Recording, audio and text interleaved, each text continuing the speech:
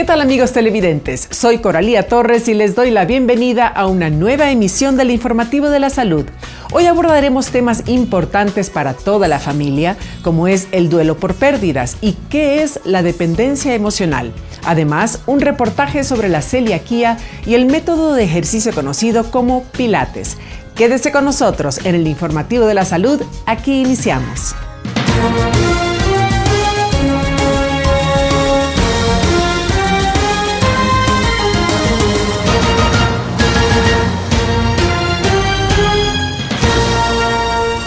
El duelo es una etapa de aceptación emocional que surge ante cualquier pérdida de alguien o algo, como puede ser el caso de un familiar, un amigo, una mascota o incluso un empleo.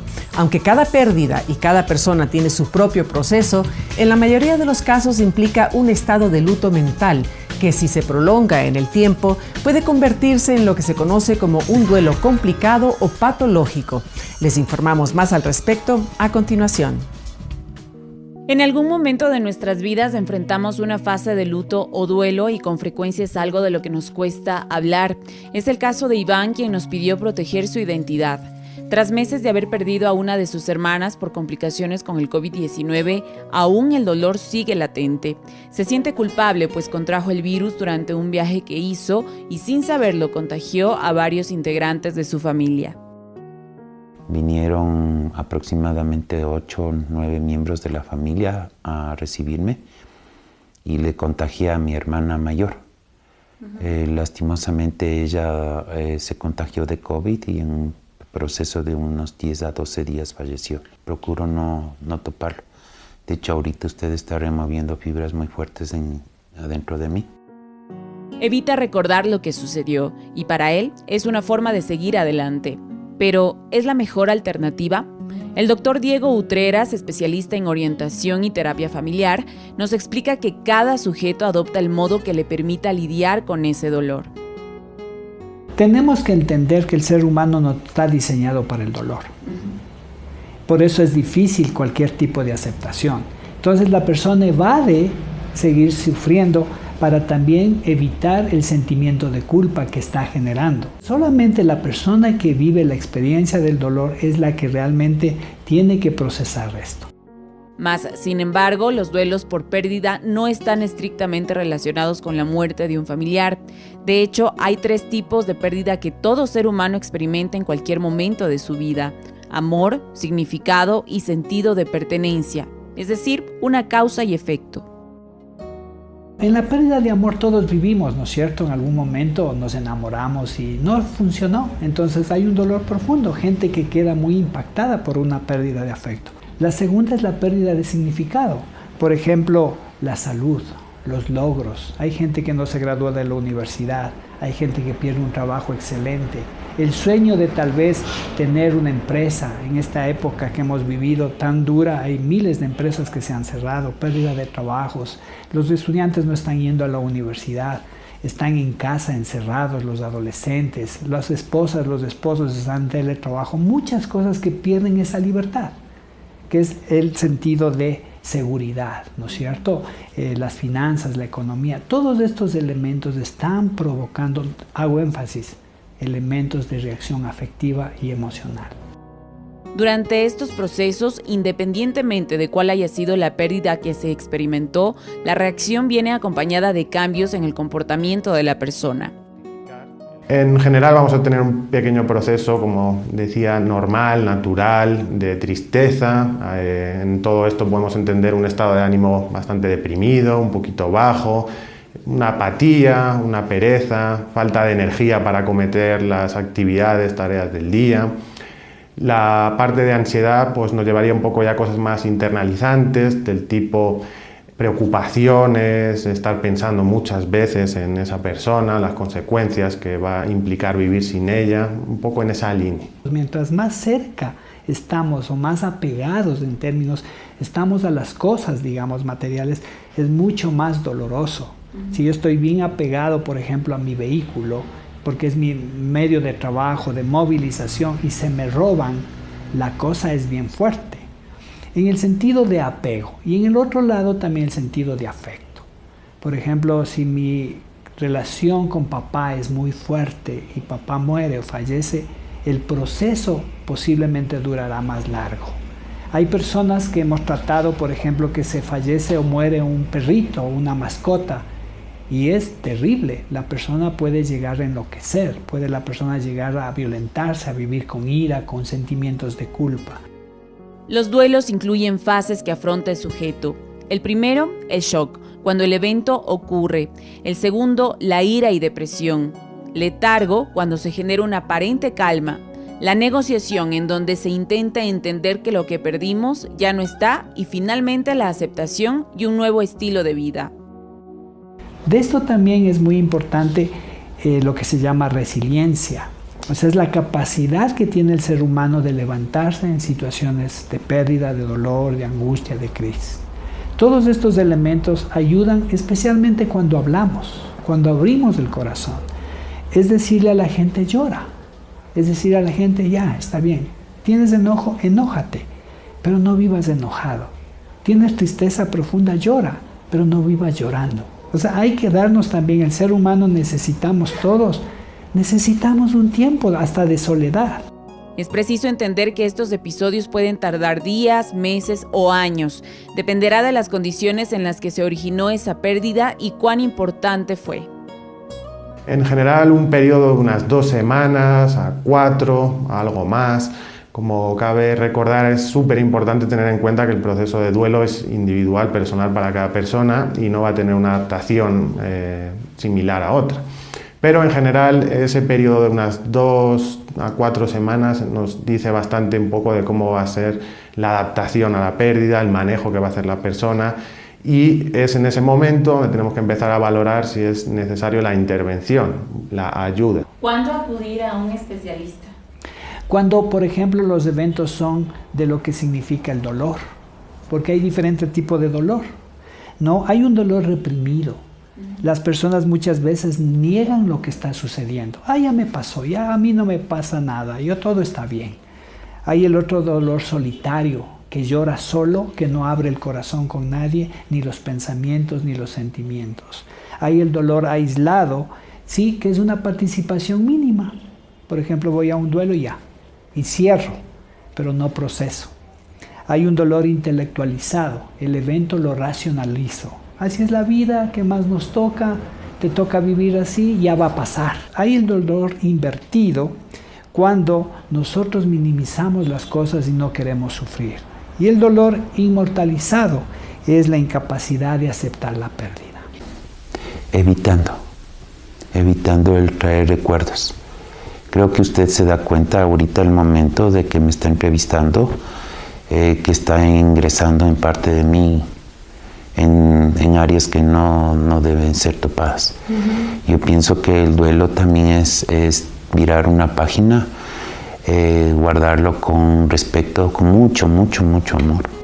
Recuerde que el duelo es inevitable, pero especialistas recomiendan rodearse de personas o familiares que pueden ser un apoyo en momentos dolorosos y complicados. Acudir a terapia también es necesario.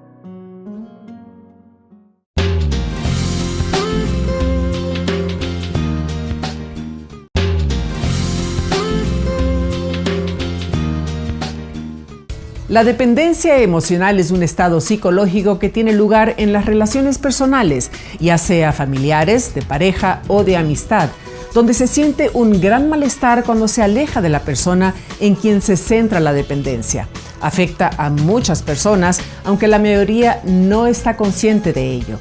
En el siguiente reportaje conoceremos más sobre cómo identificarla y cuándo acudir a un profesional. Me decían, ya no quiero estar contigo y porque esta relación ya no funciona. Y después de 1 semana o 2 semanas, cuando yo intentaba como superarlo, él volvía y me decía que me extrañaba. De acuerdo a expertos psicológicos, la dependencia emocional se traduce en un trastorno de la personalidad que se manifiesta en el comportamiento social del individuo, que en muchos casos busca compensar vacíos de afecto que acarrea desde su niñez. Esta dependencia puede darse con familiares, amigos o relaciones de pareja, la última con mayor predominio. Cada vez que una persona entra en una relación de dependencia, vive y se desvive. Es vital que esté pegado a esa persona. Y cuando por alguna razón se corta esa relación afectiva, igual que cuando se desintoxica de una sustancia tóxica a una persona, viene el síndrome de abstinencia. Abstinencia que se manifiesta en muchos de los casos con crisis de ansiedad, depresión, insomnio y ataques de pánico. Síntomas frecuentes en una relación emocionalmente dependiente. Tenían esas crisis de ansiedad espantosas que no me permitían seguir, me temblaban las manos, me sudaban las manos, tenía un dolor en el pecho horrible, entonces yo tenía que buscar la manera de verlo, de ir a verlo, de hablar con él, de solucionar las cosas, porque sentía que yo era la mala, que yo había hecho algo malo. Hay factores indispensables dentro de la mujer, que el miedo al abandono, una baja autoestima, ¿sí? Una necesidad de sentirse protegida. La dependencia emocional puede identificarse con patrones de conducta de quien ejerce poder sobre el otro, sea hombre o mujer. Se dividen en 8. La histriónica es teatral, sobredemandante. La paranoide es el amor absolutamente desconfiado. El pasivo-agresivo es al que se le llama amor subversivo, antisocial. El narcisista egocéntrico es un amor egoísta. El obsesivo-compulsivo es un amor perfeccionista, hipereficiente. El antisocial, un amor violento definitivamente. El esquizoide es un amor indiferente, como de ermitaño. Y el limítrofe es el amor caótico, que no tiene pies ni cabeza. Todos estos nacen de un trastorno de personalidad previo de la persona que lo sufre. Entendí que yo le había dado el poder a él sobre mi vida. Él tenía el poder de darme o quitarme la paz, la felicidad, la alegría. Especialistas consideran que quienes enfrentan esta problemática tienden a normalizar conductas que vivieron durante su crianza. La sensación de culpabilidad por los problemas en la relación y las agresiones físicas son frecuentes durante estos procesos.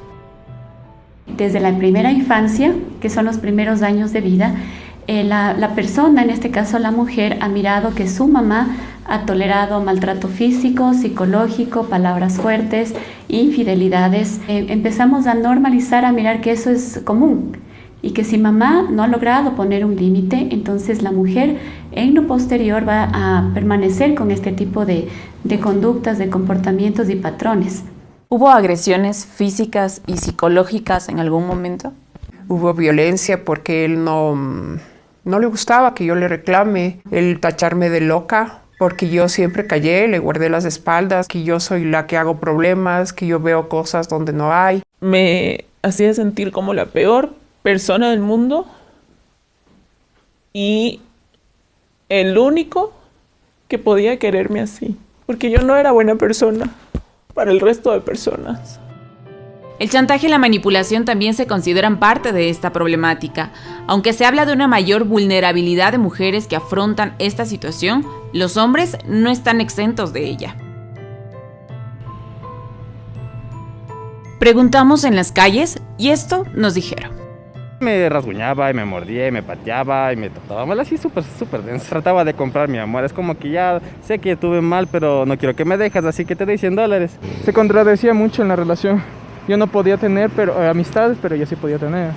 Justificaba mucho las acciones que ella hacía, pero yo no las podía justificar.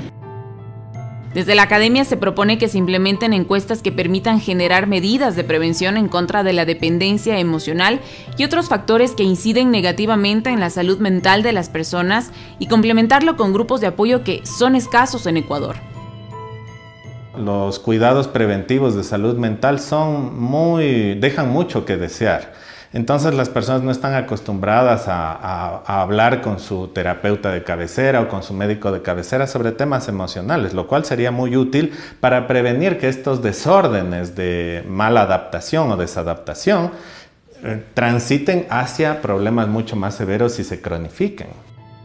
Reconocer los patrones de conducta de una relación emocionalmente dependiente a tiempo aumentaría la posibilidad de disminuir o frenar el porcentaje de femicidios en Ecuador La Fiscalía General del Estado registra hasta el 30 de mayo del 2021 a 479 víctimas de femicidios en casi 7 años, desde el 10 de agosto del 2014, que entró en vigencia el Código Orgánico Integral Penal, COIP, y con ello la tipificación de este delito, muchos de ellos perpetrados por ex esposos o convivientes dependientes de su pareja. ¿Qué es la celiaquía y de qué forma afecta al organismo?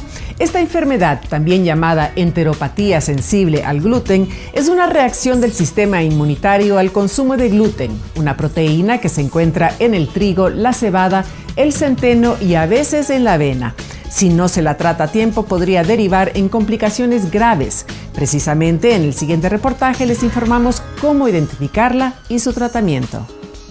Pablo tiene 32 años, pero desde la adolescencia su vida cotidiana estuvo rodeada de problemas gástricos muy serios, malestares constantes y la incertidumbre de no tener un diagnóstico claro de la enfermedad que padecía. Me detectaron gastritis a los 17 años y me dijeron que era un linfoma múltiple. Daban ya malas expectativas, que era un estómago muy sangrante, porque es lo que más se ve cuando hacen una endoscopia, que es el examen primordial que hacen. Tuvieron que pasar 8 años aproximadamente hasta que un especialista le dijera que sus problemas son la consecuencia de la enfermedad celíaca. Yo llegaba a la casa, quería comer y era un suplicio comer. Era un dolor, ardor, era un malestar que de lo que yo comía así, comencé a comer así, un poquito. La enfermedad celíaca o celiaquía es una reacción del sistema inmunitario al consumo del gluten. El gluten es una proteína del trigo. Lo que pasa es que el gluten tiene esta proteína tiene una característica muy parecida a otras proteínas que se encuentran en el intestino, en la mucosa del intestino.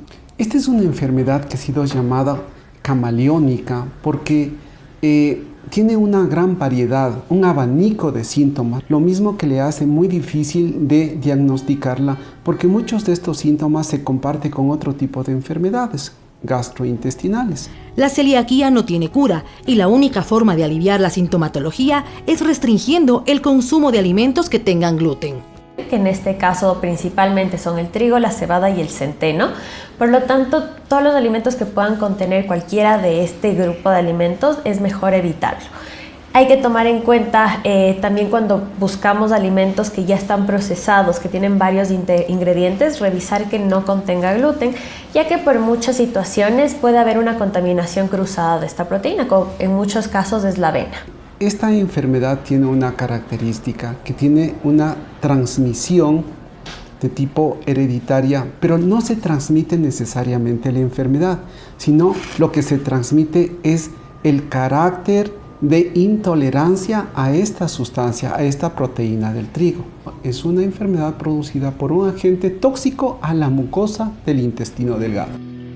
Los especialistas pueden hacer un diagnóstico oportuno considerando algunas características de esta enfermedad.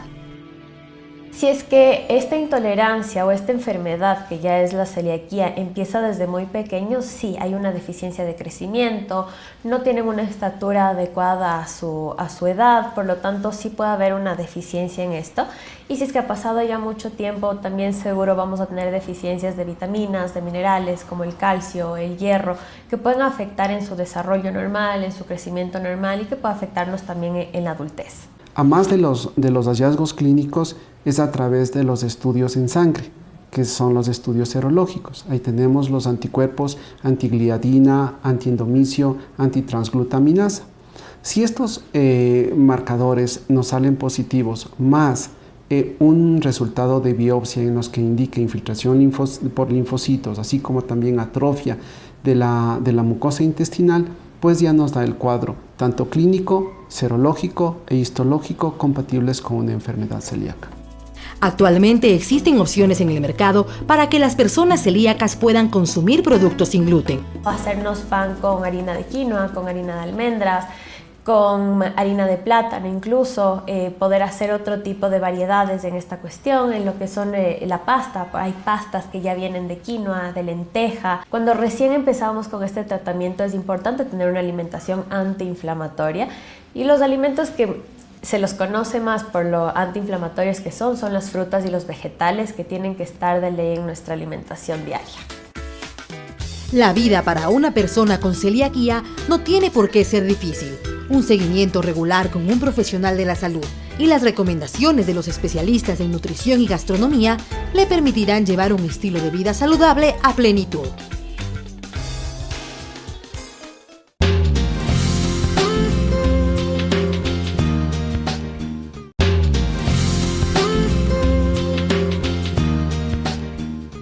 ¿Qué es el Pilates? Es una de las preguntas más frecuentes en cuanto a deporte se refiere y poco entendemos de lo que se trata este método de ejercicio que ha demostrado tener un valor incalculable para quienes lo practican, ya sea solo o como complemento a la práctica deportiva y rehabilitación física de toda índole. A continuación les informamos cómo nace esta disciplina y de qué manera beneficia a nuestro cuerpo.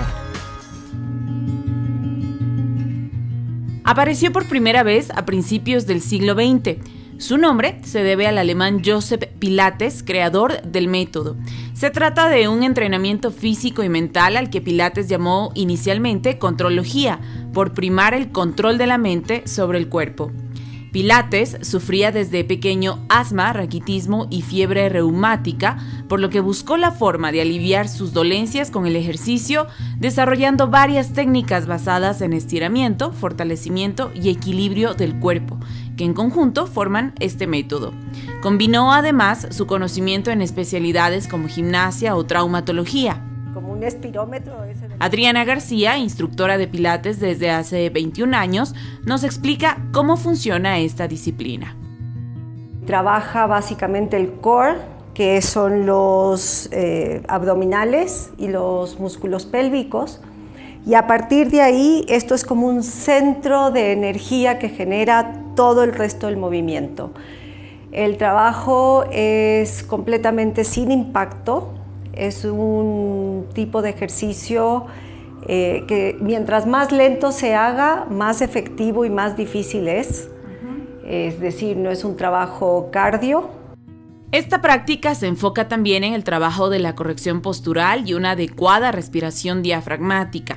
La rutina se basa en una serie de movimientos controlados para el cuerpo y la mente, en el que no se usan pesas o elementos que pudiesen complicar lesiones preexistentes.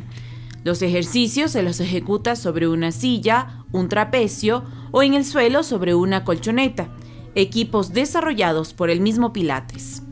Tengo una lesión en las rodillas diagnosticada, es un tema genético, entonces yo necesitaba una actividad física que a mí me permita realizar ejercicio, que me permita tonificar y que no sea de impacto para mis rodillas. Mientras menos peso trabajas, es como más fuerte para el abdomen, pero es más liviano para gente que tiene problemas de articulaciones, ¿sí? O sea, no le haces trabajar con mucho peso para no lastimar y trabajas el resto del cuerpo para fortalecer. Se lo utiliza mucho también como ejercicios de rehabilitación para pacientes que sufren dolores crónicos en espalda, por ejemplo, a nivel lumbar, que justamente ayuda a que pueda mejorar sus posturas, cierto tipo de posiciones, y de esa manera pues mejora su nivel físico frente a determinadas lesiones o patologías crónicas que pudo haber tenido anteriormente. Entonces, por eso. El Pilates tiene similitudes con otras disciplinas como el yoga, aunque en la práctica son distintas. Ambas influyen en la flexibilidad del cuerpo y en el combate al estrés u otras molestias de origen físico o mental. Antes de que yo practicara Pilates, pues estaba mucho más subida de peso, no era nada flexible, pasaba más estresada, trabajaba más. Entonces ahora yo divido mi rutina de tal forma que me permita meter el Pilates dentro de mis actividades diarias y así poder desconectarme por completo. Entonces yo estoy menos estresada, y aparte durante la pandemia, yo creo que eso fue una de las cosas que a mí me mantuvo sana y concentrada para poder seguir encerrada de cierta forma de manera un poquito más saludable. Este entrenamiento se popularizó en la década de los 70 y 80, sobre todo en bailarines profesionales con algún tipo de lesión. Pilates dio clases en la 8ª Avenida en Nueva York y tras su muerte algunos de sus alumnos tomaron la posta. Especialistas recomiendan este ejercicio para toda edad, particularmente a niños y adultos mayores. El método ha tomado fuerza con el tiempo y ahora lo practican millones de personas en todo el mundo. Gracias por habernos acompañado en el Informativo de la Salud. Esperamos que todos los temas tratados en este espacio hayan sido de su interés y un aporte a su salud y bienestar. Ese es nuestro objetivo. Estaremos nuevamente con ustedes el próximo domingo, 7 de la mañana y 7 de la noche. Hasta entonces.